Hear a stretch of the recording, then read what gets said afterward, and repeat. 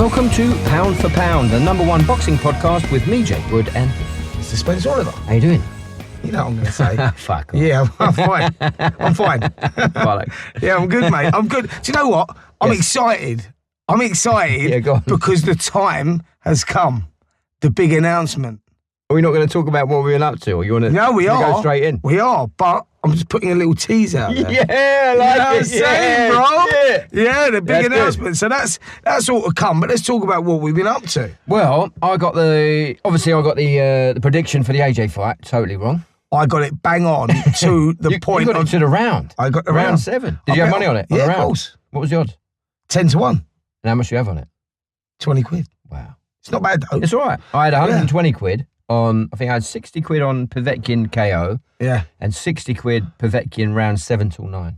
To be fair, when I looked at that, because that was where the betting money should have been, and we said all week. I got fantastic odds. I think the payout was about $2,000. Yeah, it's incredible. When I saw the bet, when you posted it on our WhatsApp group, I was like, that's a decent bet. And to be fair, that was the betting money. I was out anyway. I was at a charity event, but I came back and watched it. I managed to avoid the result, which was a touch. So I came back and watched it. After the end of the first round, I thought I was in. I thought, this is it. I thought it was a good bet. I got to tell you, after 5 rounds, I thought you might be in as well. Yeah, I think it was just Father Time when it caught up with. Well, I'll tell you what it was. 39 years old. It's sort of like, AJ's 28. He's in the prime. He's so strong. I'll tell you what it is about AJ is that if he catches you with a clean shot and you wobble, that's it. He's not letting you off the hook. Yeah, he's a master at finishing. Yeah, he's spiteful. He gets the job done. That's what makes him so exciting. And he got wobbled in the first round. I think that's what makes him exciting as well. There's always that air of vulnerability about him. But yeah, it was great. But we'll catch up with Coogie Bear and have a little chat about more about the fight later. But I was working on the fight all week. I had a mad week. Yeah, a busy week. Well, I came down for the weigh-in, didn't I? Friday. I didn't actually fucking even stay for the weigh-in because I was doing a radio show, so I had to shoot off. But the atmosphere was great. The atmosphere was incredible. So what we've done a public workout on the Wednesday at York Hall. On the Thursday. You had a busy week, didn't you? You were doing some mad hours as Tuesday, I went to Wembley Stadium to sort of set the scene. So we went in there. Because you were doing the Sky Sports News, weren't you? But they were doing like 8 o'clock, like fucking live. I was starting with Sky News and Sky Sports News. The first hit we was doing was like 7 o'clock in the morning. Fucking hell. Going right through till like 10 o'clock at night. It was crazy. Like, it was giving it so much press, so much coverage. But it was great fun. We was at Wembley. Then we was at York Hall. Then we was at the press conference in. The press conference was. What was the press conference? Islington. Was it Islington? Oh, no, it was the weigh-in. Oh, the weigh-in was Business Design Centre. Yeah. Can I just ask as well, from an outsider's point of view, what's that like to be, because you're sort of in a bubble, aren't you, like that week? So what's that like for you? Is it like a travelling circus? Is it like you see the same faces and you're all sort of like, you're travelling around? What's it like to be there for a whole week of the build-up of a fight and the fight? I'll tell you what it is. Like, it's so... It's gonna sound mad, but it's like it's wicked to be around because I'm like, that's what I do and that's what I love.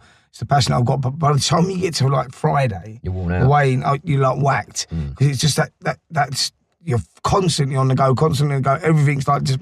But then I guess the adrenaline of fight day must just get you through. Oh, that's all it is. Gets you through, and then obviously on fight night, bang. So I worked from like 8 in the morning on the fight day right through till 9:45 before the fight happened. Wow, it's a long day. Right through, yes, it was mental. But I've got to tell you, I don't know if you saw it, people might have seen it I posted it on Twitter and on Instagram actually, but I actually done the AJ walking. Yeah, no, it's on our Twitter, isn't it? Yeah, it's on the @Pound Podcast Twitter. Yeah. It's you going up where AJ was there to do his little thing. So I'd done a live hit on Sky, was saying this is what will he be going through. So we done this thing.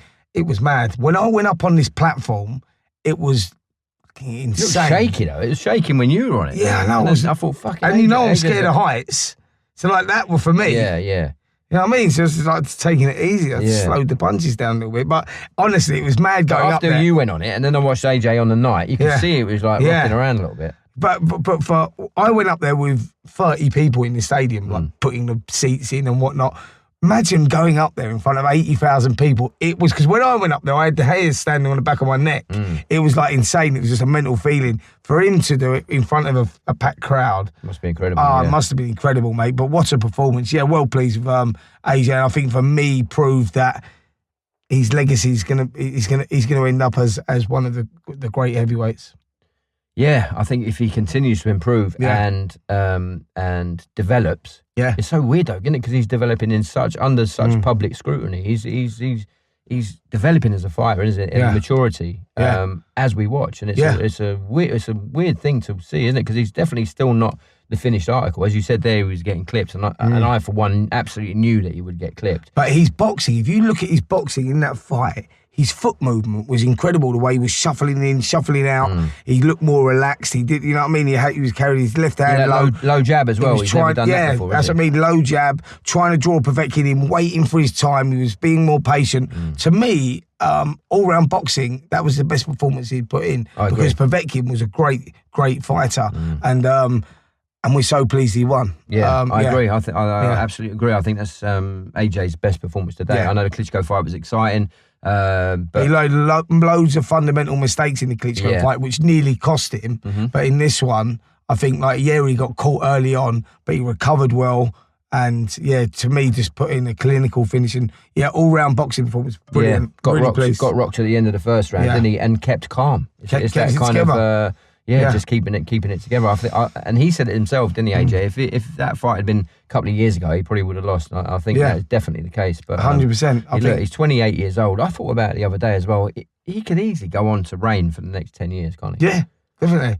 I mean, you got to remember, AJ is one of those champions. See, like Floyd Mayweather did, and he dominated for so many years. AJ's one of those characters, and I'll tell you why he's one of those characters, because he lives, eats, sleeps, drinks boxing. You know what I mean? He doesn't drink any fizzy pop. He drinks water. His diet is meticulous. His training is meticulous. He does everything just bang on, point on. He speaks to other heavyweights, which we have. I'm not mentioning any names. But we speak to certain heavyweights that we've had in this program. Lucas Brown. Lucas Brown. Dave Allen.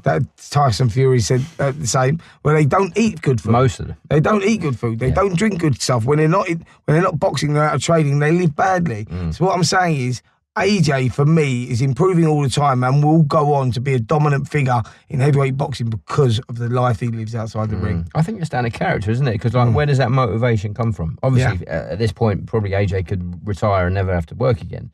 So at some point, you're not fighting for money, you're fighting for legacy, aren't you? And I think, we've got Tony Bellew on the show today. The weigh-in today, didn't he, for the Usyk fight? And he's more or less in that same position, and he's very comfortable in terms of where he is financially, career-wise. He could retire, and you'd be overjoyed with that career, wouldn't you? If you were a fighter. So it's interesting.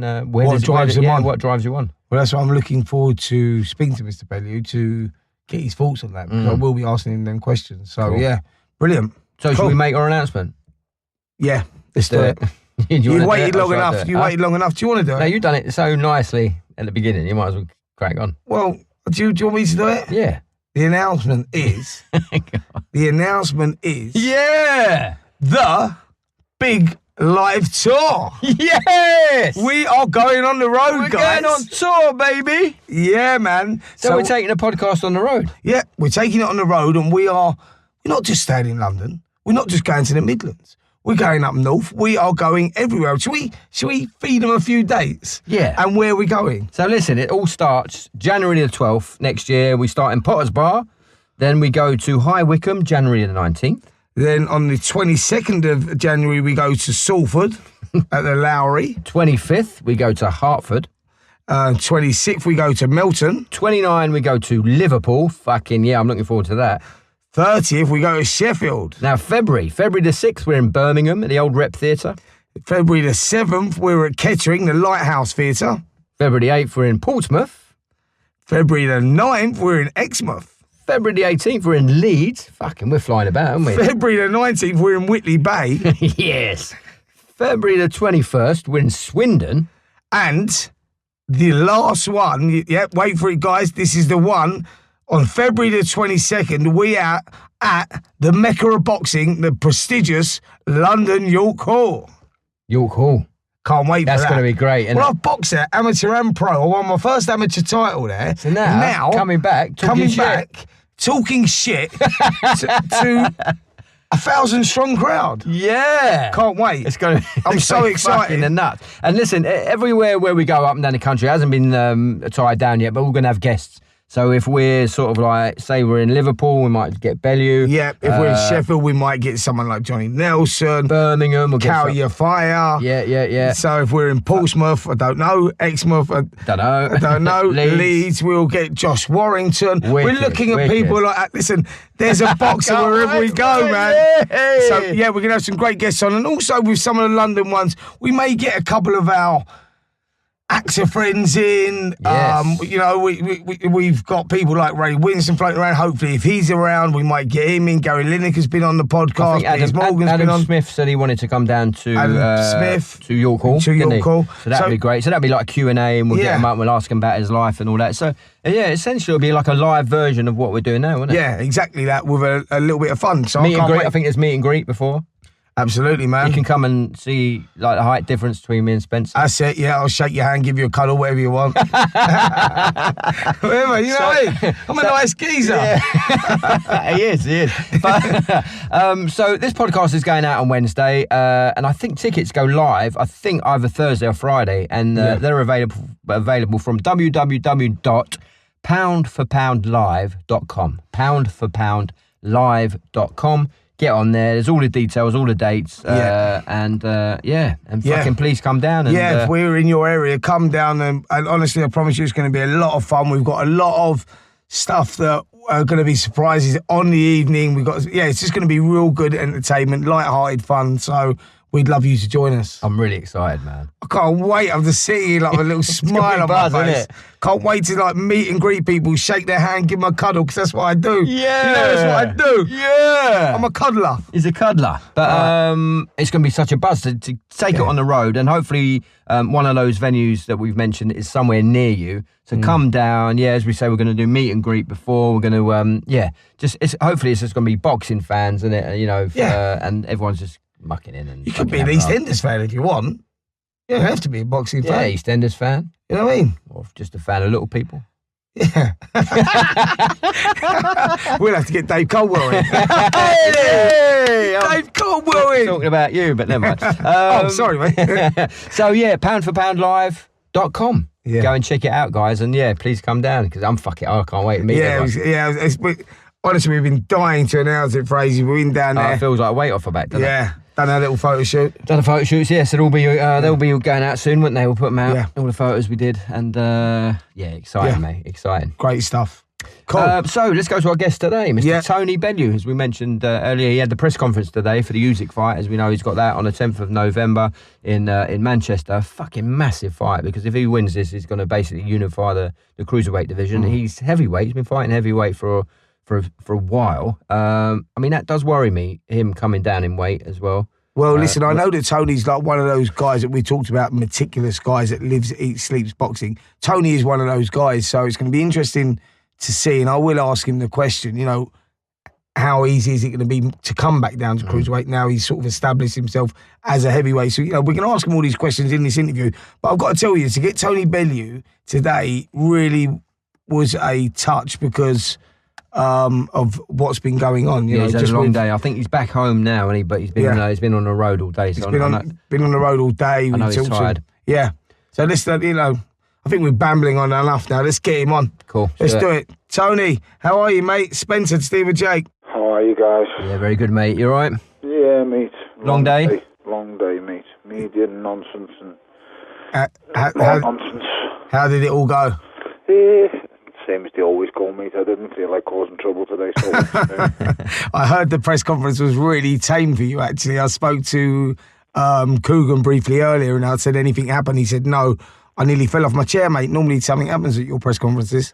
Yeah, it does, but no, not this one, mate. I'm pretty reserved, and I've got nothing really much to say. I'm facing the monster, aren't I? So the monster they all say I can't beat. Yeah, I mean, listen, you spent a career, we've had a chat about this, I said, I'm pissed off we're going against Tony Bellew, because every time he's an underdog and you go against him, he turns his opponents over, and that was proven with David Hay where I think a lot of people thought you was going to lose that fight. You done him both times, done him emphatically last time.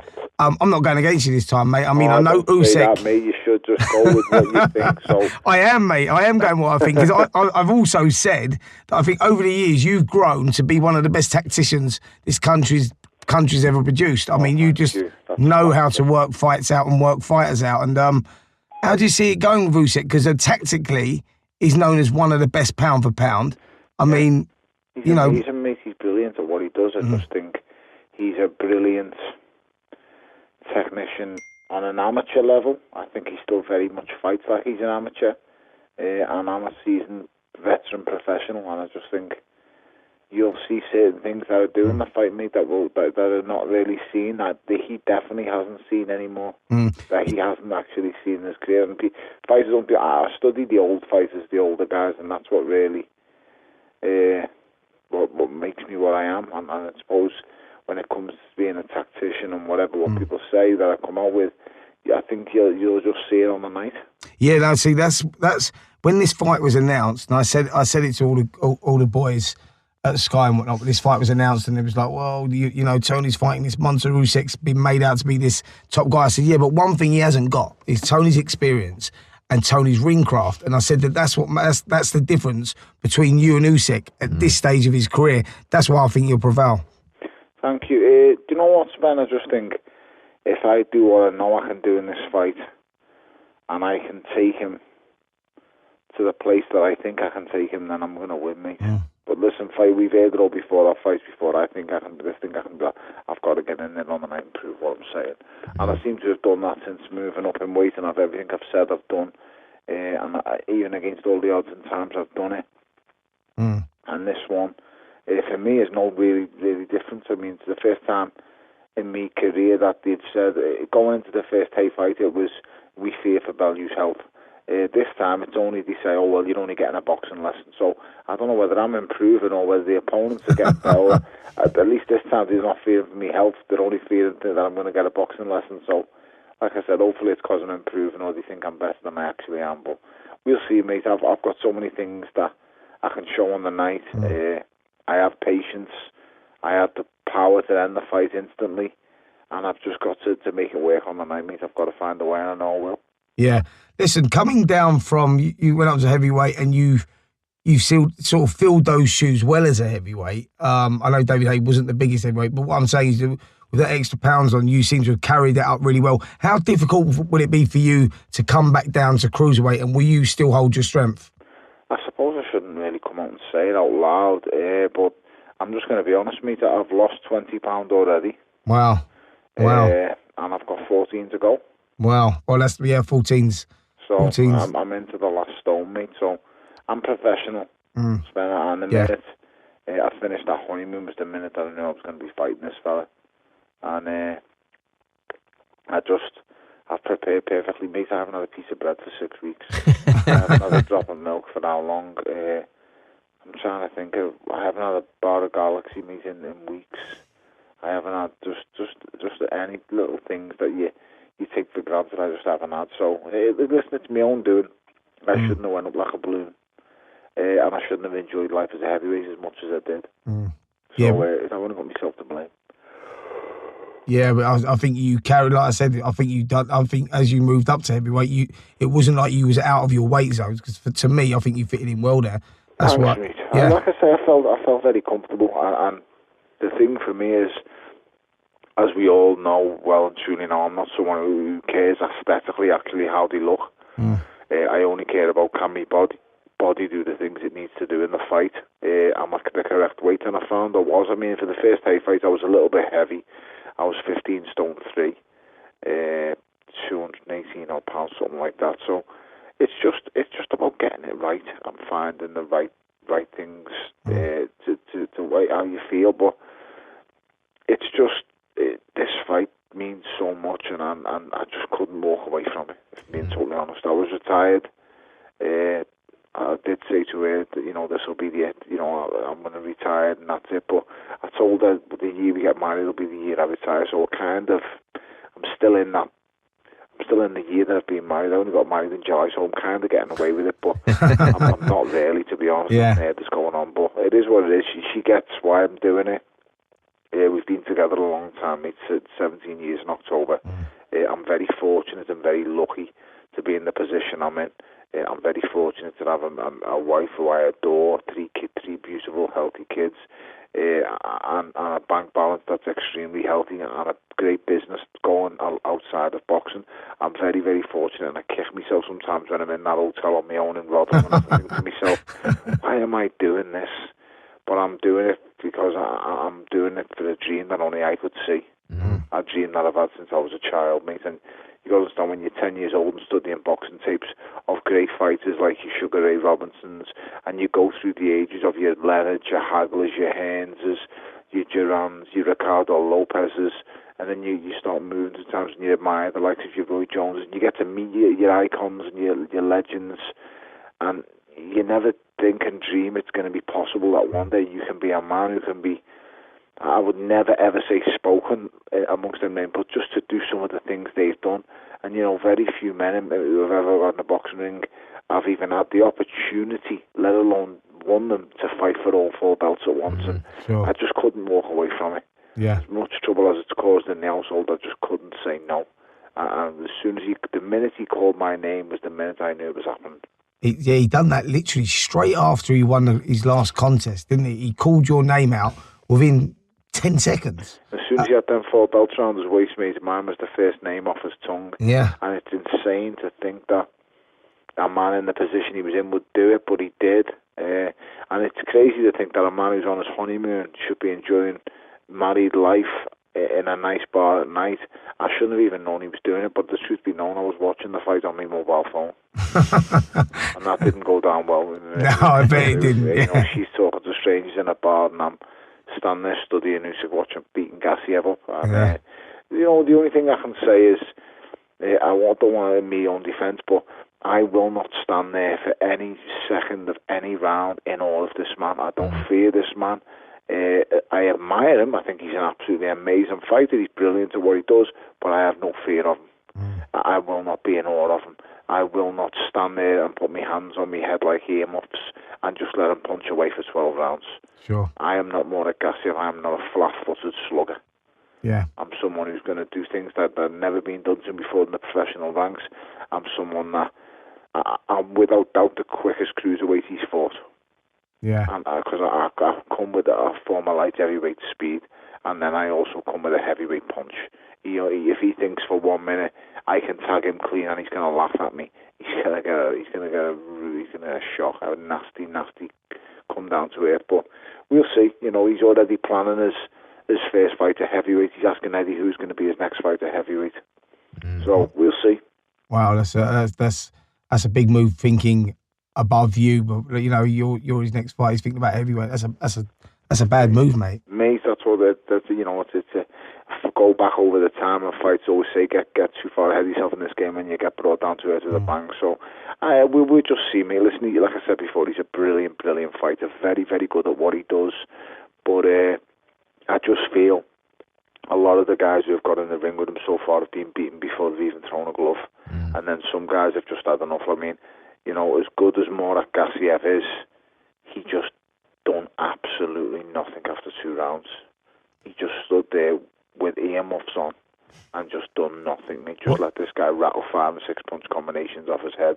I won't do that. Listen, it might come back to haunt me, this, because he might end up putting me out, and that can happen. You know, I doubt it very highly, but it could happen because he is very good. But one thing I can, hand on heart, say, he won't do to me what he done to Murat Gassiev, because I cannot physically allow that to happen to me. I just can't stand there and just let someone rattle punches off my face and not do anything about it. How do you put in 12 weeks into a camp and do nothing? He had the Hall of Fame trainer, Abel Sanchez, in his corner, and Abel Sanchez said to him, in between rounds, we have trained for 12 weeks. Why are you performing like this? Why are you not doing the things we said? And then at the end, Gassiev said, you know, he's just too good, he's this and that. But if I was the trainer in the corner that night, when he came back to the corner to sit down, there would have been no stool there. Because I would have said, you do not deserve to sit down because you have not worked hard enough to sit down. You better get back out there. No water, no stool. Mate, I'm telling you, I'd have lost my mind. That's why I could never be a trainer. I just couldn't do it because... Could you imagine Tony being a trainer and you have a bad round? You're fucking dying for a drink. Yeah, you wouldn't go back to the corner, would you? I can have bad rounds, guys. I can have bad rounds, and I can have even a couple of rounds off. But what I can't have is from round 3 onwards, you've just accepted losing. Yeah, I can't have that, mate. I just can't have it, especially at that level. You know, you've got to continue to do things. Spencer, you know, you've been in the game long enough. You've been there, done it, got the T-shirt. You can't give in. Sure. No, you just can't do it, mate. Yeah. Too many fighters have done it on too many occasions with him. Marco Huck's another one. His toughest test ended up being Marius Bradis. And for me, Marius Bradis was winning after 6 rounds. But he just didn't have the experience to carry it through into the second half of the fight, and he just fell short. Really good fighter, but couldn't. He just got tired, really, and felt a bit sorry for himself. The one thing and last thing I'm going to do, mate, is feel sorry for myself. Yeah, Rattle 3 or 4 punches off my whiskers, mate, and you better expect one coming back at a ferocious pace as well.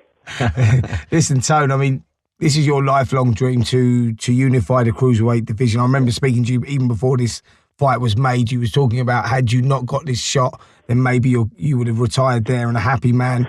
Now you've got the opportunity. What happens after the fight, Tony? You win the fight, you unify the titles. Is that it then? You know what, mate? The media said that to me today, and I was retired, I'm not going to lie. And then you kind of, as I say, find yourself on your honeymoon. Excuse me.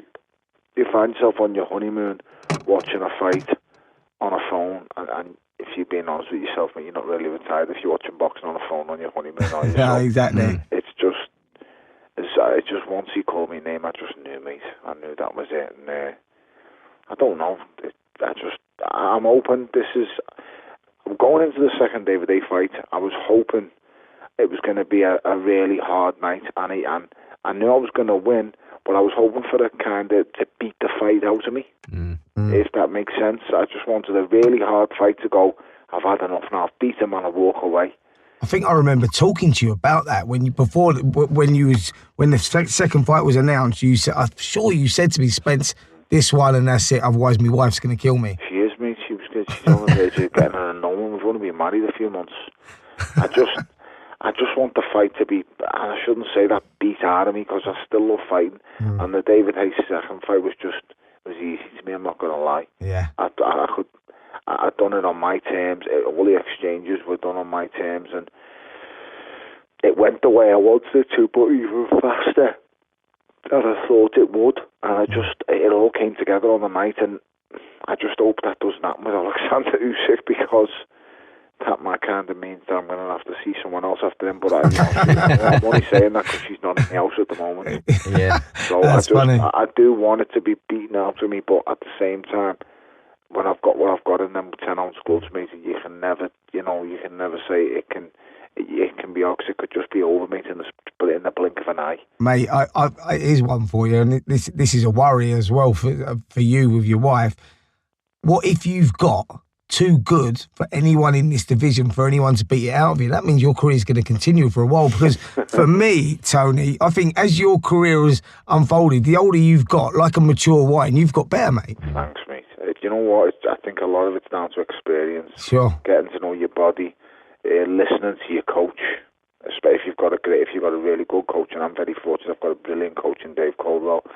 But ultimately, I think I've always set myself realistic targets, and as I've been achieving them, it's made me more hungry. A lot of fighters will get to the level I've got to and earn the amounts I've earned and go, you know what, I've done enough. But for me, it's always been about proving people wrong and chasing different things. It's not just been about the money. And although it's great to be financially secure and to have earned a small fortune, I feel I don't feel it's not about the money. It's just, this fight, it's tough negotiating going in and stuff like that, but if the truth be known, as long as Eddie's not listening, I'd have done it for nothing, mate. It's the thought of holding all the 4 belts around my waist and trying to get them on my shoulders and stuff like that. I get a buzz out of fighting still. I love it. Sure. And I'm hoping get rid of this one, and I'm sore. I don't want to fight the fight's being beaten out of me, but if I go out there, get rid of this man, dismantle this guy, and I'm not taking too much back, then I know which road it leads down, because he's already made contact with Andre Ward, and Andre Ward's made contact with him saying that he wants to fight the winner.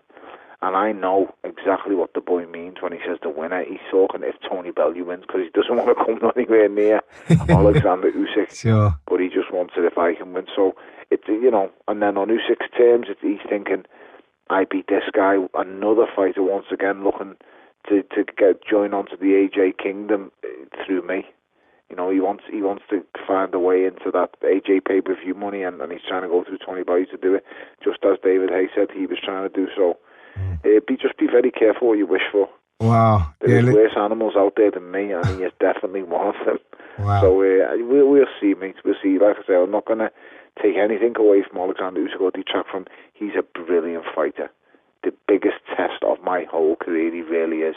I've had me defining moments. It can't get any greater than Goodison Park, and the pressure can't get any more severe.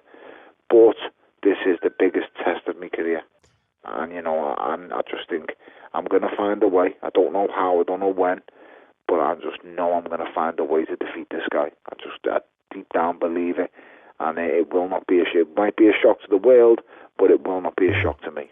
Well, listen, I think if the fight goes the way that I think it's going to go, you'll be getting that call from Andre Ward, mate. You know what, mate? I can't even talk about that. I'll just be hard. She'll bin bag me, mate, and I'm not even joking in the slightest. She'll just say, leave now. If I said to her, there's a chance I'm going to fight again after, she'd just leave right now. That's funny. So I've just got to keep me trap shut on that one, mate. Oh, brilliant. Listen, just moving on, like Saturday night, your big mate, Davey Price, got injured.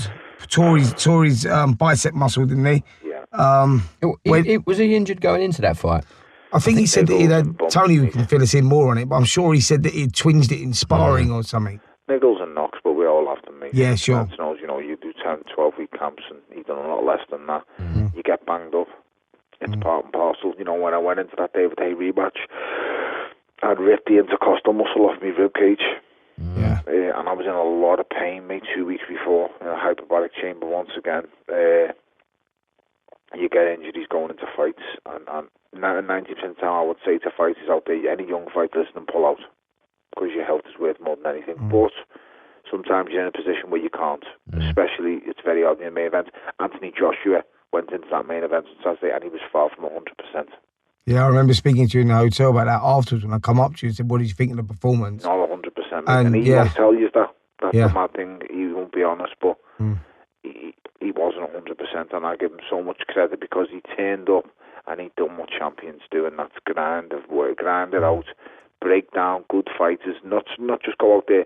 You know, I know he'd have loved to have gone out there and got the fight over in one round, but he didn't go out there. He didn't show the immaturity of trying to pull that one off. He went out there with a maturity, a game plan to stick to, and he done it brilliantly, mate. He went out, established the jab, established the range, established and dictated the pace, and was got counted a few times, yeah. You know, you can't go in the water without getting wet. But for me, it was a very mature display, and it shows, in my opinion, that he's learning from his previous fights now, because it was going very similar to the way the Parker fight went. But in this time, he showed now that he learned from the Parker fight, and he knows now when it's time to close the show. Yeah, and, you know, that's a big thing for fighters going forward. You know, a guy who just knocks everyone out, believe it or not, will only last so long in the game until it happens to him. What AJ showed me the more he goes on is that he can be a champion not for a short period and not just by knocking people out. That he can have the longevity of a really good champion, and that really good champions have longevity by sticking to game plans, by showing they've got a plan A, B, and C. That's showing they can follow them through. And he's done that now, mate, in 2 fights on the run. And I say closing the show the way he did shows there's no issues with stamina. Got his nose broke again in the first round. You know, let's not forget that deep blood. A lot of blood lost to his nose in that first round, and like he's experienced in all different things now. He showed that adaptability, didn't he? He showed that, like you say, he got injured in that first round, nose broke. He switched the tactics slightly, just let Povetkin come onto him, just waited for that time, showed that maturity, showed that maturity, and then just sprung on when he felt the timing was right. So for me, I think you're right, Tony, that the guy's improving all the time and just showed that he can adapt to certain situations, and that was the big thing for me. I don't want to big him up too much, but it's like if people who are out there who haven't watched boxing for a long time will see when Lennox first moved from Pepe Carrera and went over to the later great Emmanuel Stewart, you've seen the change slowly coming. Now AJ hasn't had to suffer a loss and he hasn't had to move coaches. Robert McCracken's always been a brilliant coach and he always will be one of the top coaches in the world of boxing. But he's seen that AJ needs to change and he's seen that AJ needs to show a patient side. In fact, fighters need at this level have to be broken down. They don't just fall for the one big swing and go asleep. They just don't do it, mate. And that's just how it goes. And he's at a level now where he needs to set traps, where he needs to break fighters down round by round, where he can't just go in there and trade. Because he understands if he does go in there and trade, yes, it can work out well for him and he can knock guys out because he's got that power. But also, mate, it can happen to you just as quick at that weight. And like I said, showing this patient side of his game and this consistency now, it's very, very impressive for me. Like I say, I don't want to say he's the new Lennox. It's totally different fighters. But what he's showing is he's shown some of the attributes that Lennox used to bring to the ring and consistency and what's the word I'm looking for? And just take your time. Just patience was a big part of that. Yeah, sure. Who would you like to see him face in April, Tony? It's a good question. There's a good few fighters there, but obviously, the first one is Wilder. We all want to see the Wilder fight, but it has to make sense for all parties, and all parties have to want to make what they can make at the time. So we'll just see. Is Fury and Wilder going to happen? I don't know, but one thing I do know is Wembley's booked for April, so someone's got to get in the ring with him. Who that's going to be. I do think Dylan White is a very much improved fighter. I think he could be next in line. He's very, very improved, mate. And if he fights Derek Chisora first, that is not no walk in the park. Believe you me, mate. I tip Del Boy. Yeah, and if Chisora wins that, is he then in line to face AJ? I don't want to see that. It's me, mate, and I just don't want to see it. But of course, he is. Del Boy went out there and absolutely demolished Carlos Takam in a fashion that no one had done before him. Yeah, he put himself right back in the mix, didn't he? It was a must-win fight, but he done himself proud. Make or break fight, and Del Boy delivered on the night. So, brilliant display. I hope they don't fight each other. I really don't. It'd be a killer for me to be there and see that. But yeah, they're old gym mates, actually, AJ and Del Boy, and I've always heard them both saying in build-ups that they would never fight each other. I mean, they go back a long way. People might not know that, but they boxed at the same time for the amateur club. They've sparred a lot together, and they're mates. I mean, all right, on a business sense, it might make sense, and they can both earn a lot of money, but, will it ever happen? I'm not sure that fight would. Mate, he's a lunatic, though. He says he'd fight me, and I've been his mate for a long, long time. Yeah. He's not, well, listen. Just don't know how Del Boy is when he wakes up. Yeah, we all know that Del Boy likes a pound note, and I think he'd fight anyone for the right money. I wouldn't even get it. It's hard enough sparring with the madman, but I'm really looking forward to Del Boy and Dylan. Yeah, that'll be great. Dylan's a very much improved heavyweight. He really is. Will it happen? In my opinion, yeah. Yeah. I think they've kind of got, it's unfair to say nowhere else to go, but Dylan's had a few dangerous fights now back to back. Sure. And I think he knows Del Boy is kind of the one fight that he doesn't want to miss out on because he knows it's quite a big deal. And it makes it for a box office fight, and then him fighting anyone else doesn't really.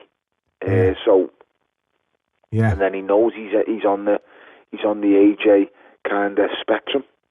So he knows that if he comes through another fight that he can win, and he'll think he can beat Del Boy, and Del Boy will think he can beat him. So it makes for a great fight. And then does the winner get AJ? I don't know. Does AJ look at?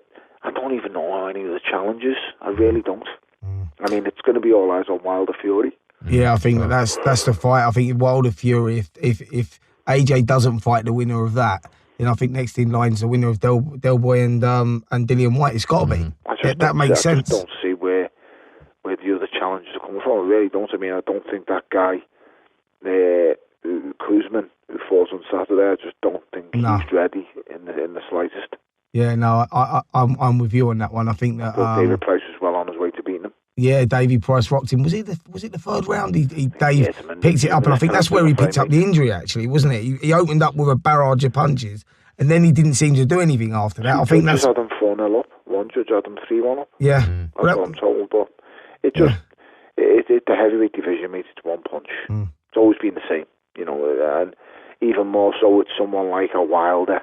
You know, he's so he does what it says on the tin. He's wild, but he's probably the single-handedly most dangerous heavyweight in the world. Sure. Yeah. And then also you've got this guy who I'm going to beat on November the 10th. He's then going to jump to heavyweight, and believe you me, mate, he'll have a factor. Once I've beaten him, that will not be the end of him. I'm sure there'll be some excuse of being weight trained or something like that. Sure. But he'll come back at heavyweight and he'll be a force. He'll win a version of the heavyweight championship, in my opinion. Wow. I do think he is that good. And hopefully by then, AJ has all the belts, but he's not going to be able to defend them all. Because as we've seen on Saturday, it's a disgrace that he was forced to face Povetkin. Because Anthony Joshua did not choose to face Alexander Povetkin. Let's not forget that he was forced to face that cheat. Yeah, I spoke to Eddie about that, actually, and Eddie said it's a fight that they didn't want, but they had to have because it was a mandatory, and AJ wasn't willing to give up one of his belts. Disgusting, mate. Absolutely disgusts me and infuriates me.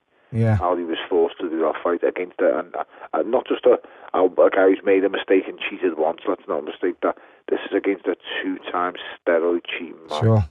Yeah. It's not once. Not one time someone can make a mistake. You know, you take a certain supplement, it's got something in. I've got, you know, I'm not saying it's right, but I've got a bit of emotion towards them guys. I can say, you know, he's unlucky there. I know fighters who have done it. They've took a substance or they've took something over the counter and they've failed the drug test because of it. But when these guys are failing 2 drug tests and the steroids, then I'm not having it, mate. Sure. Boxing lost last week in the Triple G and Canelo fight, in my opinion. Boxing really did lose. But, you know, this weekend just gone, it won. And everyone should be thankful to Anthony Joshua for that, because if Povetkin came away winning that fight, it shows that cheats really do prosper.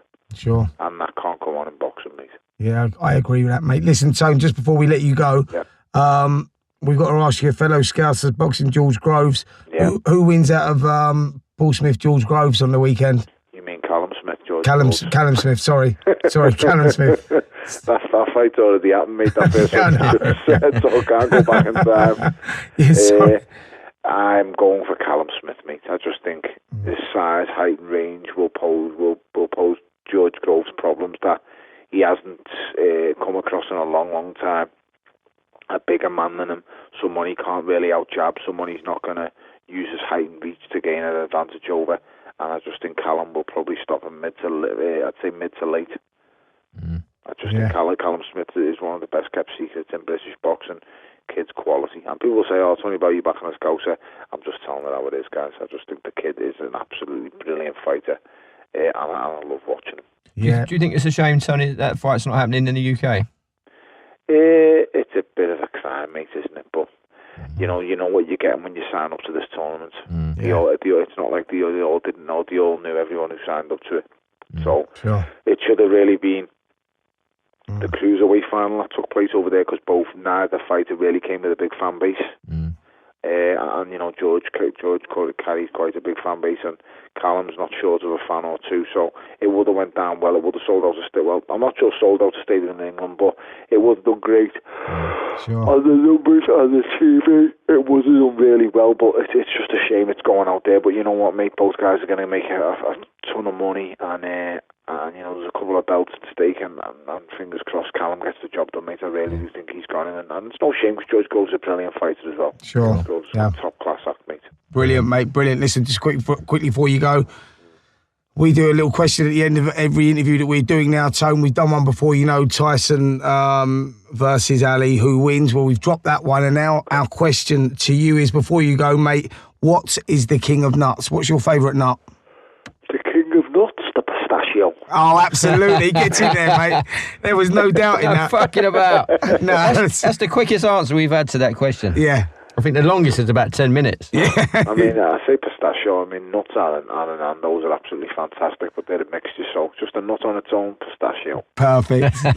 Brilliant, mate. Pleasure, boys. Listen, thanks so much for your time, Tone. I know you've had a really busy day with a press conference and that, and yeah, we appreciate getting you on the show, mate. One of our favourite guests. Cheers so much. Very much, boys. Great to speak to you. Thanks, Tony. And listen, soon, boys. Have a great camp, and hopefully, we might speak to you again just before the fight. I'm sure you will. definitely. All right, cheers, Tony. God bless you, mate. Cheers, mate. Bye, bye, bye. Lovely. Great interview. Thanks to Tony again for coming on. You could hear how tired he was. Yeah, he was tired, man. But you know what? He just such value for money, and he'll just do anything. I've said it before. I'll say it again. One of the nicest guys in boxing. He didn't need to do that interview, and I can't wait for that fight with him in Usyk. Can you? Lovely guy. Yeah, I think he's going to turn him over. Does that. I think he is. I think he is. I do. Yeah, he sounds confident. It sounds like he knows what he's doing. He sounds like he will walk through hot coals to get the victory. Because I think, reading between the lines, this could possibly be his last fight. He want to go out on a victory, but what he wants more than anything in the world is to unify that cruiserweight title. He's always said it from day one. Now he's got his opportunity, and he's going to be a tough man to beat on his home ground, on home turf. That's going to be a tough ask for Usyk. Forget that he's this new monster of the boxing world. Tony Bellew will have other plans, and I can't wait for that fight. Exciting times. Lots of great fights coming up. Another great fight coming up this Friday night is Smith versus Groves. It's going to be a fucking great fight. And our man in the know, Mr. Coogan Cassius, is going out there tomorrow. So let's catch up with him, shall we? Yeah, let's do it. Coogan, how are you? Hello. Coogan. Coogie Belly. Hello. Coogie. What, mate? What's happening? What's going on? What's happening? What's going on? What's going on? What are you doing, you know? I've just come out there. Can I swear on here? Yeah, of course. Of course you can. I've just come out the Blazing Gym, man. The Blazing. Blazing I Squad. thought you said you was going to fucking swear. What are you going on about? Oh, none of that language. You weren't in Blazing Squad, were you, might be Coog? listening. Were you in What? Blazing Squad? No, you could have been in Blazing Fuck Squad. off. That's funny. That's funny. Coogie, what's going on, mate? What's news, man? Let's start off with Saturday. What did you make of it all? Well, should we be honest? Yeah. Okay. I felt sorry for David Price because David Price just can't catch a break at the moment. He injured his bicep and had to pull out after 4 rounds, and it's gutting to see that for David Price. Askin and Okoli didn't live up to the war we were expecting. To say the least. Right, yeah. Yeah, I know, even... You know, I'm going to go hard on that, mate. I've got to be honest. I thought it was one of the worst fights I've seen. Yeah, it seems to be, look, listen, you know, we look at Lawrence Okoli and he's 10 fights in. His last 3 fights have been 3 of his kind of domestic rivals. He's British Commonwealth champion, but his style doesn't seem to gel with anyone. No. And it's like... Do you know what it is? Do you know, to me, I mean, this is what I was saying earlier on. Correct me if I'm wrong, but it seems to me that he doesn't know how long his own arms are because he just can't judge the distance. Do you know what I mean? He's either too close or he's too far away. Yeah, I mean, look, I think of their own admission, and when I say their own admission, Eddie Hearn as well, and Lawrence from the tweets I saw from him. I think he used the term wrestling in there somewhere. But look, you know, it's difficult to be critical. Well, it's not difficult to be critical, but when you kind of just put it on paper and see what Okoli's done in 10 fights, but as a spectacle for fans the other day, it wasn't the best. And I think they know it as well. I know Matty Askins agreed that the decision didn't go his way because of the points being deducted for Okoli, etc. But just as a spectacle, it wasn't the best thing in the world to watch, if we're being honest. Talking about Okoli's tweets. I've got one in front of me. He tweeted, winning is important, but oh my God, I hated watching that. I have a lot more learning to do because that wrestling is semi-effective but horrible to watch, even for me. So I think he knows, he realises, doesn't he, that it's really ugly to watch. Is Askins put a complaint in, an official complaint? Yeah, possibly, yeah. I wanted to ask you the question quickly, Coog. What is the situation? Because no one seems to be able to give me the answer on this, and I'm sort of a little unsure on it as well. Now, free public warnings, and you're out. No, is that not the rules? I mean, I don't listen. No, you'd have to get someone who actually knows that rule book. But no one seems to know it. That's the thing. And it's like I've spoken to a few people in the trade, and everyone's like, well, it's down to the referee's discretion. But I didn't know whether that was like, you know, because I think in some titles. To be honest, you've got to say it's not in the norm, shall we say, for that to happen in a fight.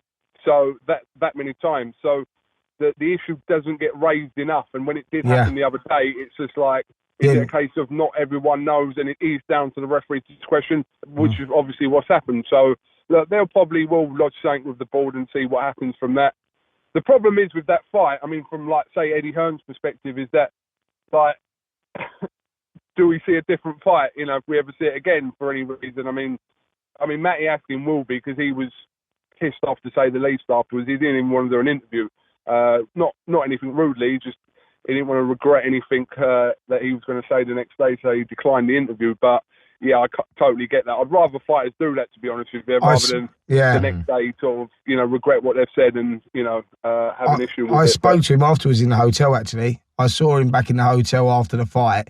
He was like so fucking upset with the whole situation, and he was asking me the question, you know, is that right? You know, he had 3 public warnings. Should he have been thrown out? He didn't seem to know either. But one thing he was upset about was he was saying to me, how can he get 3 warnings and still walk away with the titles? He said, it blew my mind. When I say he was broken-hearted, it was like, that's an understatement. Yeah, he was absolutely gutted, and their whole team, Michael Jennings, and they was all gutted. And, you know, I think, to be honest with you, that, you know, because the fight wasn't of the highest quality, I think that kind of, you know, overshadowed it for people talking about that, as opposed to, you know, whether they thought that, you know, a Coley won or Askin won. So, yeah. And then, yeah, Luke Campbell, good to see him kind of put his wrong right with a good performance against Mendy. He's kind of, he's wanted that fight ever since he lost that fight 2 or 3 years ago. Yeah. So it's good to see him kind of erase that out of his system. Yeah, I thought he won that, but Mendy's camp, I mean, I don't know what they were watching, because they was in our hotel as well, and they was fucking kicking up about the result, and which I'm with you. I thought that he won clearly. He boxed his ears off. I didn't really think that was even an issue. I mean, I saw the comments from Mendy's team, you know, but yeah, I can't see where they're really going with that one, to be honest with you, because I didn't really even think it wasn't disputable, you know, who won the fight. It wasn't at all. So, and then the main event. I can't believe Branning picked Povetkin. I'm going to listen, never mind. Nearly right. I've got a bone to pick with you, Coog. Go on. Listen, I came down to the weigh-in Friday. We was having a chat, weren't we? Me and Eddie Hearn. Yeah. Spencer was there. Yeah. And I was basically told Eddie Povetkin was going to win. Yeah. And Eddie said he was shitting himself. Yeah. Which was good. It was funny, wasn't it? I think it said about 30,000 clips. What's the bone you're picking with me? Listen. But when you posted it, you put Max Branning tells Eddie Hearn that Povetkin's going to win. Where did fucking Max Branning come into it? Oi, what's the better title? Listen, how about a fucking little reality check? Yeah, come on. It's Jake. It's Jake. All right. Mind you, you'd probably get more hits if you say Max Branning. Here we go. You know I'm a views whore. Hey,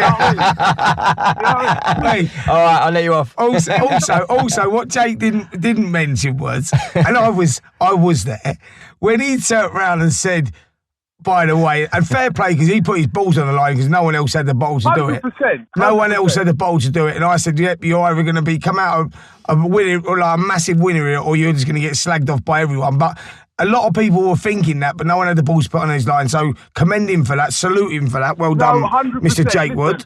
But when he said to Eddie Hearn about that, and he said, I think your man loses, not that I want him to lose, but I do think he loses, Eddie just fucks off, didn't he? He turned around and walked off. You are panicking. He was panicking. He was panicking, mate. Hang on a minute. Yeah, you're right. Listen, to be honest with you, I think it's great he done it. Half the problem is, like, because everyone kind of is behind Joshua and they want him to win, I think that kind of takes over whoever he's fighting. He's fighting King Kong, and it's like, you know, and we're all guilty of that. But so, Jake wasn't going with his heart, he was going with his head. No, listen, and you were very very nearly right. I mean, look. Yeah, he's dangerous, dude. I was right about that. I knew he would clip him. Obviously, those years just caught up with Povetkin, didn't they? I think, and Joshua said it himself, didn't he? If that fight had happened 3, 4, 5 years ago, I think it definitely would have gone the other way. But as we see in the maturity of Anthony coming through, and we really are watching him learn on the job, aren't we? It's quite fascinating to watch him.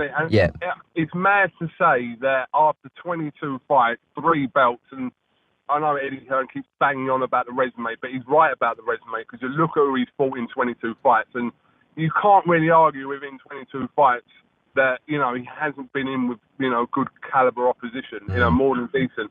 and a lot of them, some of them are unbeaten, some of them very dangerous. Obviously, look, he's had kind of the mix, but he's been like we said this before, like people saying, you know, a monkey could have managed Joshua, but it still needs doing. You need to kind of get in the right fights at the right time, and I think between the team they've done that. So yeah, but that was some finish. I mean, there's not many better fighters that finish as well as Joshua. We saw that in the Klitschko fight, where, you know, that last 11th round, where he, you know, that is like a sensational finish, and that finish in the 7th round the other day was like, you know, not the same, but it was brutal and clinical, and when he's on it, it's very difficult. You know, it's very difficult.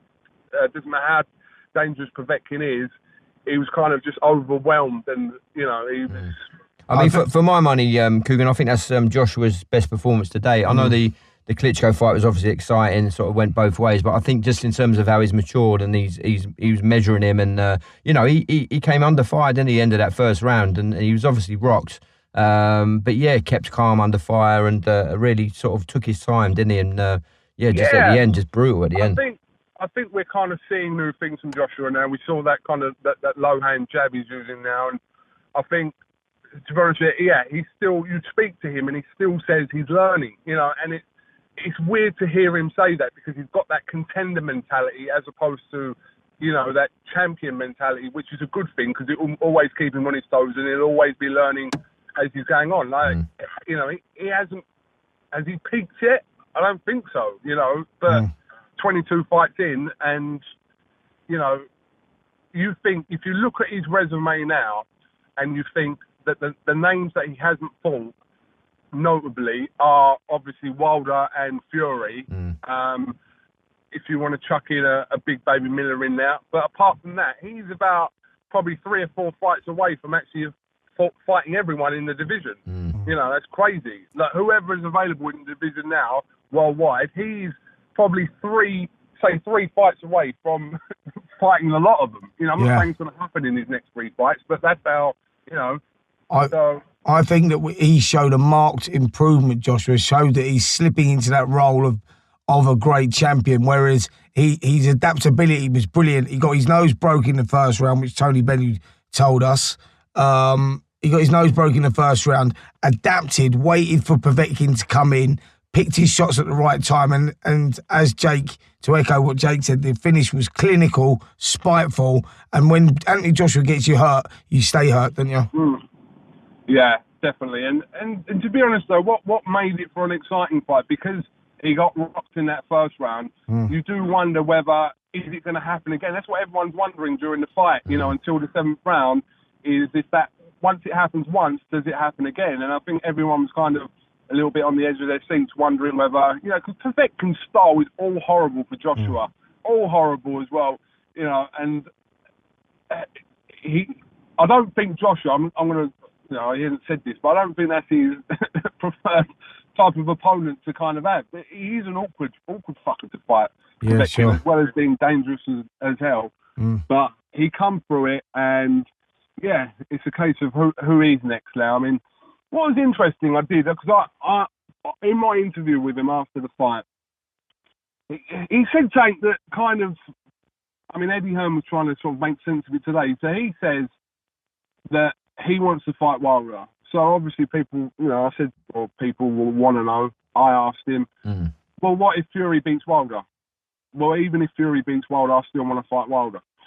So people are sort of jumping on it and saying, well, that obviously means he's avoiding Tyson Fury, because how could you want to claim all the belts in one sentence and then suddenly you don't want to fight the winner of that, you just want to fight Wilder? Yeah, it's a weird answer, that, isn't it? It is a weird answer. I mean, Eddie Hearn saying that... Do you know what, though? I think, sorry to jump in on you, but I think stylistically, Anthony Joshua versus Tyson Fury will be a boring fight to watch. I think that if you're looking for excitement, him and Wilder is the fight that you want to see. Yeah, I think the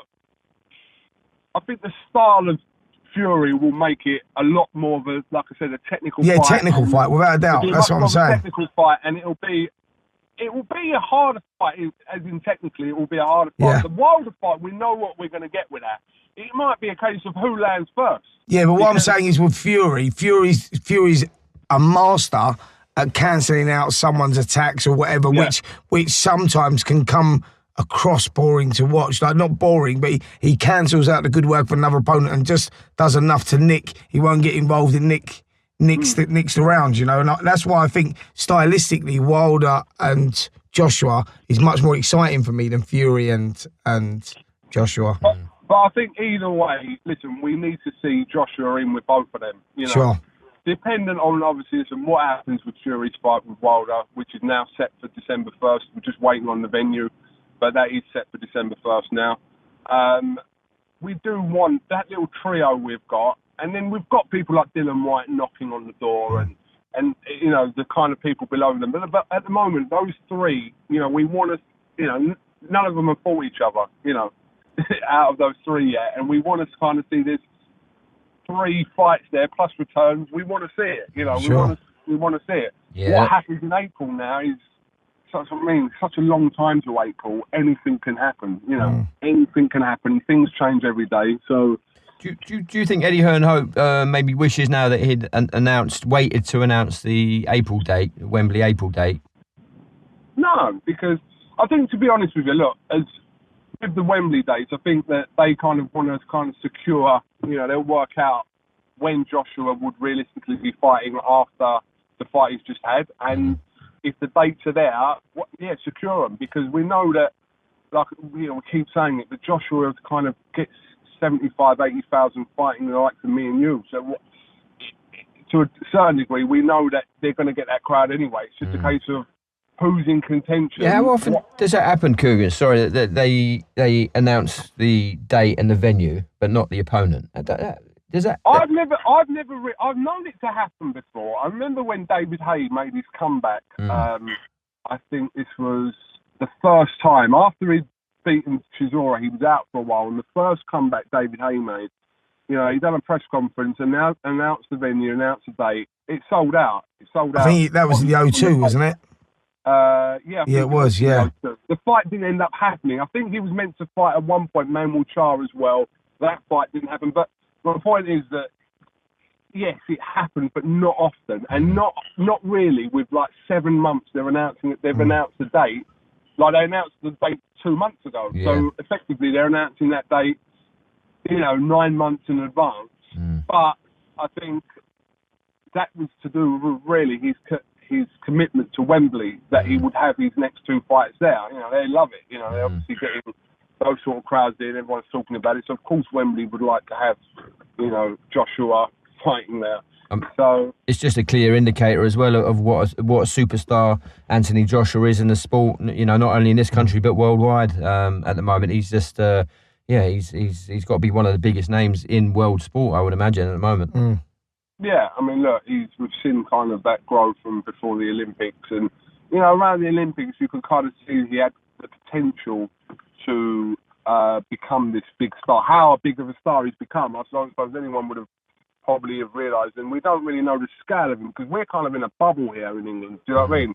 So we don't really know exactly what, you know, the America, you know, as big as America is, you know, he gets a lot of criticism because he hasn't fought in America yet, and there's that argument of if he doesn't go to America, does he become the star that really he deserves to become?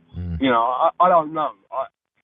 I'd probably say that history tells us that you do have to go to America, and I think they will take him to America. I've no doubt that, you know, they will have. Yeah, I think he has to. I think I think that's a necessity, really. Because we are in a bit of a bubble here. We kind of see what goes on around the UK scene, but you know, there's the size of America, and yeah, I think, but that's in their plan, especially with all the American stuff that Hearn's doing now with the zone, etc., etc. That is the plan. So, you know. Cool. Have you got your passport? And when do you leave for Jeddah, mate? I have got my passport, and I'm leaving to Jeddah tomorrow. So we're recording this Monday, so you're off on Tuesday. You'll be there, Tuesday night? Yes. What's your general feeling, mate? Do you know what? I don't think this fight has really had, like, the publicity. Do you think that's because it's over there?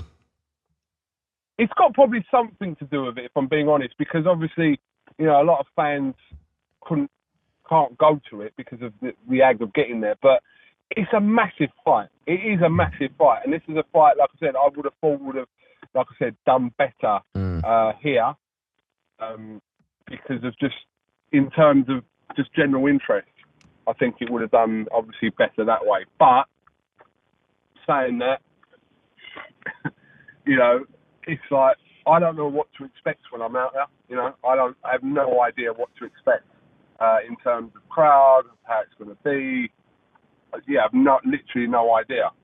So I'm looking forward to it. But it's a huge fight. It's a huge fight. Chris Eubanks on the bill as well. So it'll be, like I said, it'll be interesting to see. Who's Eubank boxing? Eubanks boxing a guy called JJ McDonough. The one. Oh yeah, I know. Yeah. Jake Paul. Yeah. He's fighting him. Is Eubank is Eubank targeting James DeGale, do you think? Well, there's rumours. There is rumours of DeGale and Eubank in December, because DeGale stated the other day that he's got something in his word juicy coming in December. He dismissed the Rocky Fielding fight for December, I think, on Twitter. And Eubank also suggested, I believe, that he will also fight in December. So, I don't know. I mean, watch this space. My question to that is, who's putting that on? Because we know that that's not Hearn or Warren, I'm assuming, because I don't think Frank's working with DeGale, and I haven't heard anything to kind of suggest that it's Eddie Hearn. Things like that, if it was Hearn, I think we'd know about it. He'd be talking about it, because it's a huge fight. And we haven't, you know, with the pay-per-view dates, I mean, I'm assuming that's a pay-per-view fight as well.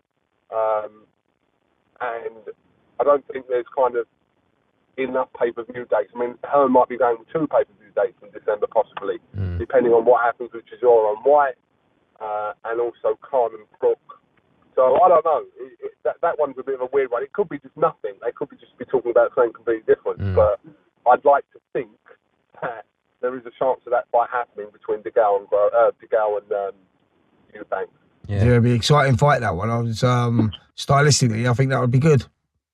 100%. I mean, they've got history. There's all these sparring rumours, etc., etc. And yeah, what happened in their sparring, which we still don't know. Well, you do. Yeah. You know. I don't know because I wasn't there. But you've heard. I've heard bits and bobs. Yeah, I've heard bits and bobs from reliable sources. Nothing that, you know, I'd come out and go, oh, he's done this and that and blah, blah, blah. But yeah. I always think with sparring stories, you know, Spencer. Yeah, of course. Unless you see them yourself, or unless you've got someone very credible. It always starts at A and ends at Z with sparring, mate. What you hear and what really is the truth is, it's 2 totally different things. 100%. So, yeah, it's all going on. Yeah, brilliant, mate. And listen, how did you... press conference today? Sorry, just cut you short. Yeah, sorry. No, go on. I was just going to ask you how you saw Smith Groves going, Coogan. I'm not going to stick my neck on the line. It's 2 of our Brits, as I've explained before. But I think, you know, Groves will go in as favourite, I should imagine. And well, I think there's question marks over Groves, because for me, Groves would start the favourite, but then you've got to ask yourself the question, will his shoulder hold out? So there's... Yeah, that injury is a big injury. How will that play on his mind when he goes in there? Will he be confident throwing the shot still? You know, so there's a lot of question marks over Groves on his performance and how he'll actually perform coming off the Eubanks win. No, definitely that's a question. But, you know, the question would be for Callum Smith would be, you know, Callum Smith's opposition and experience at this level compared to George Groves'. You'd have to ask yourself, you know, you look at Callum Smith's resume, he hasn't fought anyone on Groves' level. Groves has kind of been there and done it. Or does, you know, Callum Smith got the kind of that youth side of him behind him? Yeah. Does that come into play? But you know, George has had a long, hard career. You know, there's no 2 ways about it. He's picked himself up from, you know, defeats to Froch and Badu Jack, and you know, we thought that George Groves was going to be one of these guys that didn't, you know, one of these very good British fighters that never won a world title. He's come back to kind of do that, and he seems to under McGuigan kind of a new lease of life.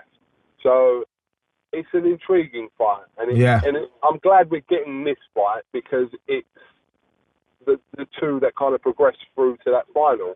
So I'm excited to go out there. I just don't know what to expect. Sure. I'm not going to be making any sudden movements. Don't go skinny dipping. Don't do if you nothing find like a that. beach out there, don't get drunk and take all your clothes off or anything like that, because we'll never see you again. I'll give that a miss. Yeah, but I was just saying that I was at the Bellew USEC press conference today, and we had Bellew on the show today. He said it was pretty low key. He said it was low key. No, there were some good moments in that press conference. Go on then, give us it, mate. Because Bellew didn't. He said, he said now I couldn't really be bothered to get involved in it. He said, I just think he's lucky I weren't in the mood. That's exactly what he said. No, I don't agree with that. I think there were some subtle moments today from USEC. Because the problem is with Bellew wants to kill everyone. Like, I don't literally mean that. You know what I mean? He wants to kind of, when I ask him about it, he says he kind of dismisses this. But Bellew would have an argument with a can of fish. He would have you see with all these opponents he's had, normally it's a bit different with USEC today because USEC doesn't really speak a lot of English. But the little comments he was coming out with, rather than explain, it's better to watch. And that sounds silly, but you had to kind of really watch what was going on to kind of see me trying to replicate USEC's humour. But he's a bit of a nutter. Like I said to him today, I think people think you're a bit crazy. And he's like, it's his eyes. And I said, it's your eyes. It makes you look mad. And he's got scary eyes, hasn't he? And then I thought, is it going to go off between Cassius and USEC? Yeah. I saw a small interview that he done with Michelle Joy Phelps today as well. She said something to him, and it was that same thing. It was that look he gave, and he just gave a one-word answer, which was nothing to do with the question that she had asked him. I can't remember what it was now, the word. But it was just like, this guy seems a bit crazy, man. He does, and to be honest with you, but he's a very likeable person. And just watch the IFL one. Look, great, whatever. I haven't seen Michelle's one. No, I saw it on Twitter, actually. It was a little clip up. I haven't seen Michelle's one, but Michelle obviously always gets good interviews with people like USEC and that because she knows them. But what I did 4 or 5 minutes, but you see a little bit of the humour in it from USEC in it, and he comes across as a very likeable person. Right. That for me, I come away from it kind of chuckling to myself, and it's had really good response on Twitter for people kind of to get to know him with minimal English in it. I'm talking about 10% English in it, but still. You kind of got his personality in it. So that's what is that? That's an IFL interview, is it? What's the title on that interview, mate? I think the title is "Yes, I Am a Madman." That's the title. Oh, perfect. Nothing about Max Branning, though. I'm not going to watch it unless it's got Max Branning in the title, Coog. I'm not going to watch it. What? But just roll with me here, right? Doesn't this title, Max Branning tells Eddie Hearn, doesn't that sound better than Jake Woods tells Eddie Hearn? Well, it does to you. It don't to me. It gets me going a little bit, I'm going to be honest. It's much better. That's 10 times better. All right. We'll let that one go. Listen, Coogan, we announced today that we're going on tour next year, and hopefully, Look at you, big time Charlie, going on tour. Hopefully, we'll get you as one of the guests. Oh, sorry, I'll take that back then. Yeah.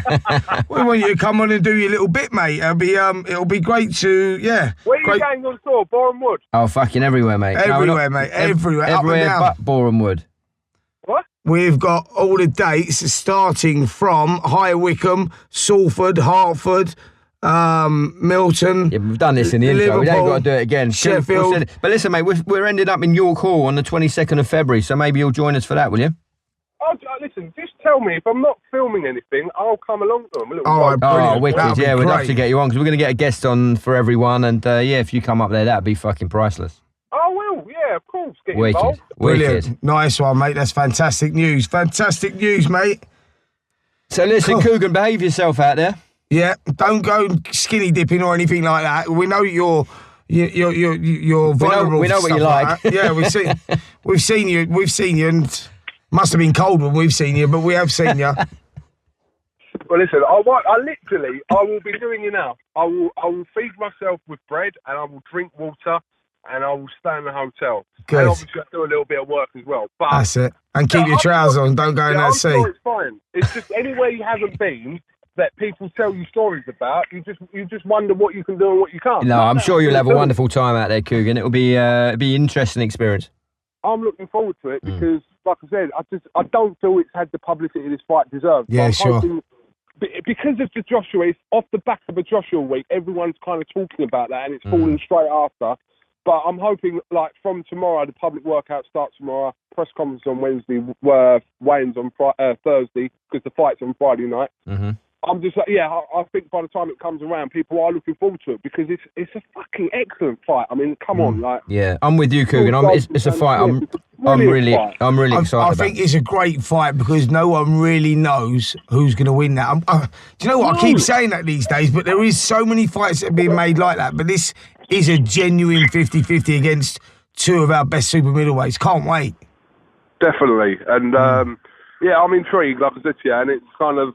You know, we had that Usyk Gassiev final, but from our perspective, from like the Brits' perspective, this is what we wanted to kind of, the interest levels were going to appeal more to this because it was two of our own fighters. Yeah. So I think it's going to be a great fight. I do genuinely think that their styles are going to work and it's going to be a great fight, but it is split. You can't, you've got people kind of split in who they think they're going to win. Sure. So. We'll see. I'll take lots of pictures, don't worry. Brilliant. You take the pictures, mate. You get them out there. Post a couple to us. We'll put them on the podcast Twitter account, and we look forward to catching up with you next week, mate. Yeah, definitely. No problem. Wicked, cool. Safe flight and no skinny dipping. Thanks for the advice. Cheers, Coog. Keep your trousers on. Cheers, Bye. Lovely. Thanks again to Coogan for coming on the show, and hopefully we'll see him again if he don't do anything stupid. Yeah, as long as he don't go skinny dipping, he'll be back. If he goes skinny dipping, he might be looking at a little stretch, you know what I mean? Now, listen, as promised last week, we are going to have a little catch-up with Farmer Phil. We haven't heard from Farmer Phil for a while, have we? No, where's he been? He's been hiding. Been elbowed. He's been elbowed, He ain't been elbowed. We love Phil. He's going to come on tour with us, so he knows about that. He's excited about that, and we'll find out what he's been doing, shall we? Let's do it. Let's catch up with the old farmer. This is this week's episode of Down on Phil's Farm. My pizza is all made from Ghana. My vegetables come from Felicio. Hello. Felicio! What's going on, Phil? What's happening? How are we doing, boys? Yeah, never mind. It's Diana there. Oh, for fuck's sake, we started that again. It's been fucking 2 months. It's been too long, mate. It's been too long. How are you boys been? Yeah, very good, very good. We announced the tour. I've been listening to your podcast, boys, and you've been smashing it every fucking week. Well done, boys. They're flying, mate. They're flying at the moment. We're doing very well, mate. How you doing, Spenny? Yeah, do you know what? I'm living the dream, Phil. I'm living the dream, mate. Oh, fucking good boy, man. I'm your next door neighbour, mate. I'm living the fucking nightmare. Yeah. What's the matter? Too many tomatoes. Too many tomatoes, mate. Too many fucking tomatoes. No. I'm getting back into the swing of things now. Obviously, you guys know I've been away for a while, but get back into the swing of it.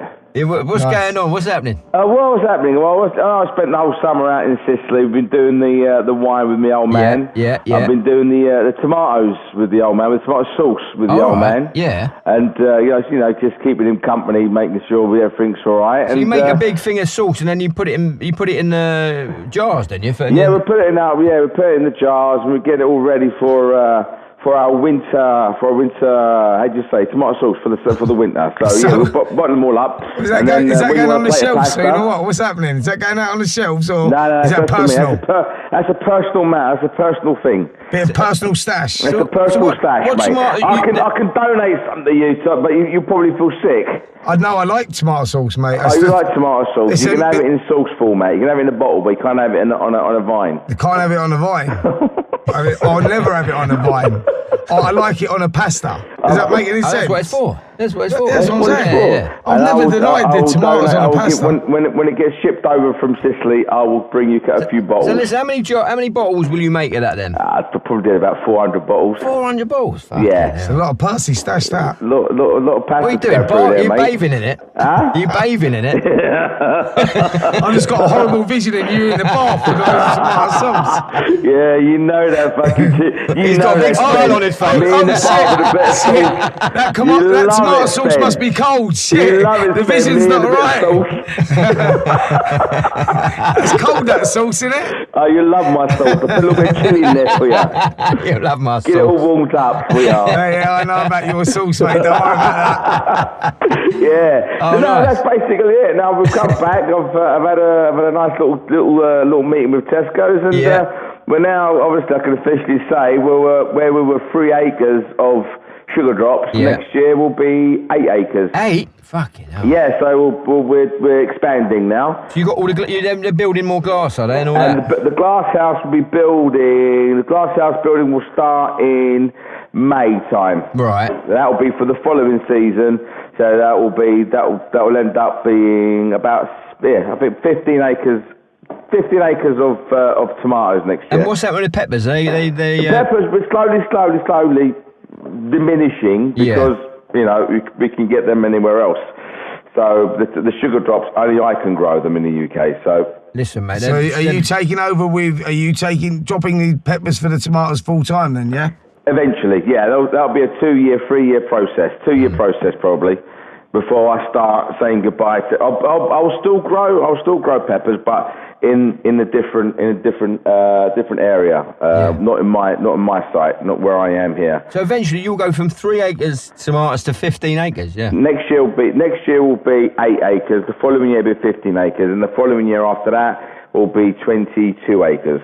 What, all sugar drops? All sugar drops. Okay. Yeah. Well, actually, no. Actually, we're doing a new variety next year because when we came down, I was doing those little trials. Yeah. We're doing the lemonades, the yellow ones. Oh, they were good, those. Yeah, I remember they were those. lovely. They've done very well. So we'll be doing a few of those, mate. I'm much to fucking Spencer's horror. They were awful, mate. I'm trying to tell them. Well, I'm only being honest. You're ruining me, Ben. You're ruining me. And listen, how big are the plants now then, Phil?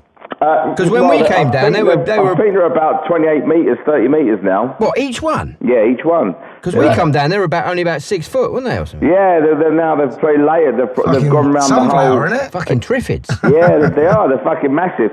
Then end of November, we'll pull them out. And we'll disinfect and sterilise and get everything ready for the 3rd of January. We replant again. Fucking hell. Yeah, so it's all busy. Yeah. It's all busy. Nice. It's all busy, mate. So yeah, no, that's. So listen, but I hope you're going to have time to come out on tour with us, yeah, Phil. I'd love to, mate. I'd love to. As long as I've got the tomatoes and I can throw them at me, that's fine. No, we hope you come and maybe Be careful give what you a few wish for, out. Phil. Yeah, I know, Sped. I don't know how long they throw them at you. I know you don't like them. Yeah. And listen, what's happening with the boxing? Have you kept up with any boxing? Yeah, but the AJ fight. Yeah, did you watch it? I did watch it, and do you know what? I'm going to be quite bold by saying I've always held a bit of reservation about AJ's ability to box.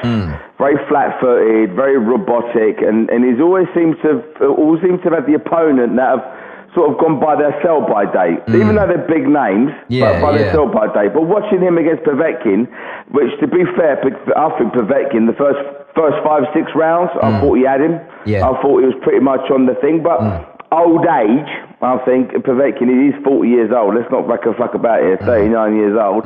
Starts to wear down. But I tell you what, I think AJ did really well because I think he pulled it out of the bag and he did a couple of great moves to basically clear him out. So I think he has got the ability. Just needs a bit more time. I think he's maturing all the time, mate. I think if I'm honest, honestly, he's like I said, I've always improving. reserved a bit of judgment for AJ. He's the package physically. He's a fucking monster.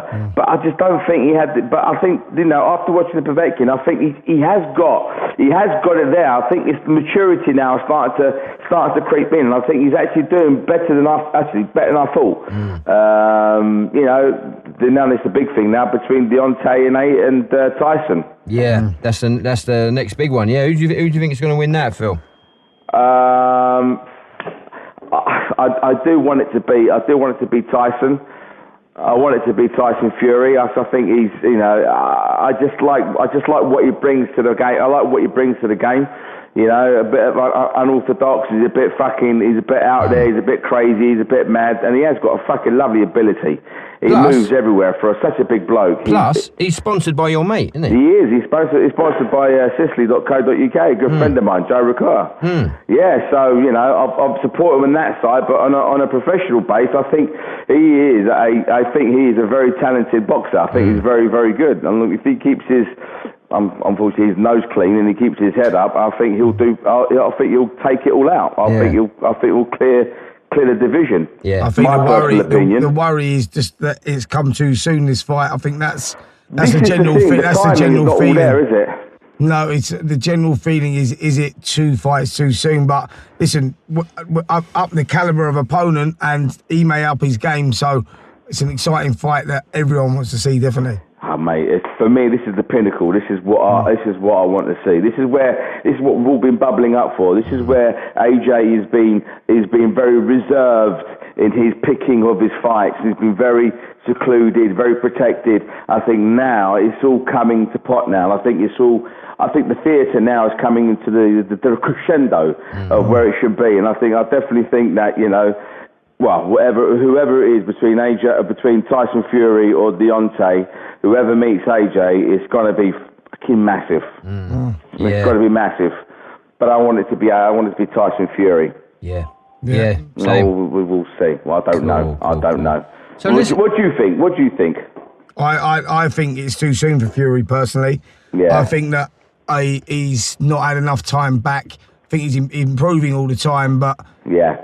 Fury spent a career proving us wrong against the odds anyway, and it's quite possible that, you know, he could do the same and out-fiddle Deontay. But I think with lack of home advantage as well, if it goes that way, I believe that Wilder wins that one just purely through timing, really. Yeah, I do think that I think Tyson needed maybe another fight somewhere else. Just to get him warmed up a bit, but you know, I think he's a bit hungry for it now, isn't he? Yeah, he's hungry for it. But I'll have to see. Was it? When is that fight going to be now? Is it December? December the 1st, I think. December the 1st. Yeah. Are we all going out there? We should do. There's no venue announced yet, Phil. But as soon as they announce the venue, we'll have a look. I'd love to go out and see that fight. That'd be epic, man. Forget about the fight. We want to go down to Vegas, do some gambling. I've been out there so many times, mate. I don't think I've ever won. Never won. Do you know the beauty about Vegas is when you go out there and you're stoned, you'll be all right because you're stone cold sober. You're after all right, and as soon as you start they feed you drinks, and then you start making fundamental mistakes, silly mistakes, twisting on hands that you would never twist on in blackjack, betting on numbers on roulette you'd never bet on, and all of a sudden, bang, you want to go 22 on the blackjack. Hit me. That's it. Yeah. Hit me. Yeah. Brilliant. Funny.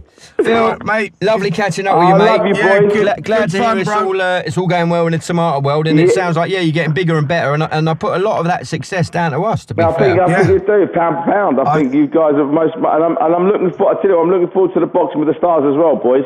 Yeah, it's going to be fun, mate. It's going to be a fucking great night. It's all coming together beautifully. I'm looking forward to that. Everyone's ready to go, so I'm definitely looking forward to that. Yeah, you'll be there, and it's going to be a great night, Phil. Yeah, Boxing with the Stars at Outlook.com if you want tickets. Tickets still available, but not many tickets. Not many left out, isn't there? I've already bought half of them, haven't I? Hotcakes, mate. You don't know this yet, but you're the one that's put in the highest bid to box Johnny Nelson in an exhibition. I'll do him. Bring your Carrymores, Phil, that's it, a pair of shorts and your Carrymores. Put your stilettos on, Phil, and you'll be away. They'll be sweet as a nut. You little Tony Nelson. Oh, my dear Lord. I'm sort of highest bidder. Hopefully someone can outbid me now. Come on. I can hope so, I won't for your sake. For my sake, It'll be looking like Danny DeVito and Arnie Schwarzenegger tweeting. All right, mate. Wicked, funny. Phil. All right, then, boys. Take care, bro. Love you, boys. Cheers, Phil. Bye-bye. Ciao. Bye. That was this week's episode of Down on Phil's Farm. My pizza is always Romano. My vegetables come from Felicio. I've got to say it, I fucking love Phil. Yeah, he's still in high spirits. He's expanding. He's expanding. And listen, hopefully he'll come out and tour with us. Yeah. I want him to bring some tomatoes and hand them out. And all He that will bollocks. be at certain dates on the tour, for sure. So the tour dates are, quickly, 12th of Jan, Potter's Bar. 19th, the High Wycombe. 22nd, Salford. 25th, Hertford. 26th, Melton. 29th, Liverpool. 30th, Sheffield. 6th of February, Birmingham. 7th of February, Kettering. 8th of February, Portsmouth, New Theatre Royal. 9th, Exmouth. The 18th is Leeds City. 19th of February, Whitley Bay. The 21st is Swindon. And we're finishing up on the 22nd of February 2019, York Hall, the spiritual home of boxing, which I'm really excited about. That'll be, as you say, that'll be such a buzz. poundforpoundlive.com. You get all your info there, all your tickets, and can't wait to meet you all. Yep, I'm buzzing for it, mate. I'm so excited. That announcement I've been waiting to do for weeks now, and yeah, we've done it. Brilliant. Wicked. All right, listen, we'll see you next week. Obviously, the Grove-Smith fight is coming up on Friday. We look forward to that, and we'll hear from Coogan next week, how he got on. And also another big guest. So we haven't lined anyone up yet, but we've got fucking loads, haven't we? So loads.